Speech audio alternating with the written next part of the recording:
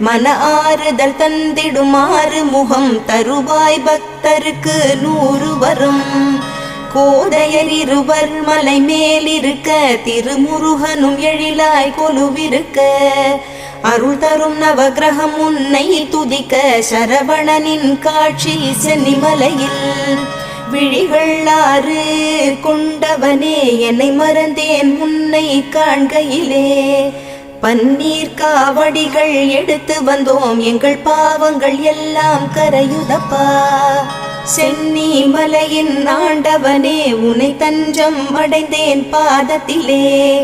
வேலும் மயிலும் துணை வந்திடுமே சிவபாலனின் அருளும் உடன் வருமே.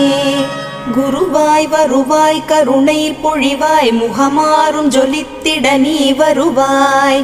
அபயம் தரும் கந்தனின் 6 முகம் பரிவாய் வருமே அருள் தந்திடுமே.